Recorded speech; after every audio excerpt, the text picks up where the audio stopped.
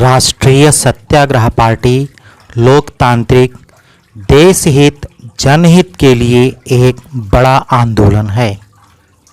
देशवासियों, मैं दिलीप कुमार रस्तोगी राष्ट्रीय सत्याग्रह पार्टी लोकतांत्रिक का पदेन अध्यक्ष हूँ। आप सभी लोगों से मेरा विनम्र अनुरोध है कि आप सभी लोग राष्ट्रीय सत्याग्रह पार्टी लोकतांत्रिक के सम्मानित सदस्य बने, जिससे देश हित और जनहित को आराम से किया जा सके। साथियों, राष्ट्रीय सत्याग्रह पार्टी लोकतांत्रिक भ्रष्टाचारियों, देशद्रोहियों के खिलाफ एक जंग है।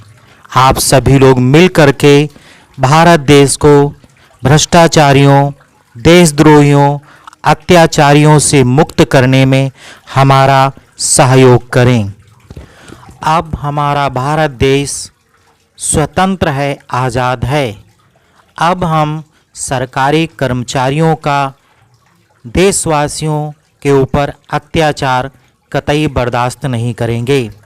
साथियों, हमारा देश तो आज़ाद हो गया, परंतु अब भी सरकारी कर्मचारी, पुलिसकर्मी भारत देश की जनता पर अत्याचार करते रहते हैं। राष्ट्रीय सत्याग्रह पार्टी लोकतांत्रिक संदेह के आधार पर देश के सभ्य नागरिकों पर हो रहे पुलिसिया अत्याचार के खिलाफ है और आप सभी लोगों से इस विषय पर समर्थन चाहती है, जिससे आज़ाद स्वतंत्र देश में हम स्वतंत्रता पूर्वक रह सकें और आज़ादी का पूर्ण अनुभव कर सकें। साथियों, अपने देश की पुलिस संदेह के आधार पर छात्र छात्राओं, मजदूरों, किसानों, व्यापारियों को थाने उठा ले जाती है और बेवजह उनको परेशान करती है, अत्याचार करती है, ड्राइवरों को मारती है।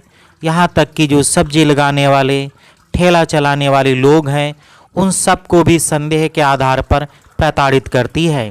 राष्ट्रीय सत्याग्रह पार्टी लोकतांत्रिक यह चाहती है कि अब हमारा देश आज़ाद है, हमें किसी प्रकार संदेह के आधार पर प्रताड़ित ना किया जाए।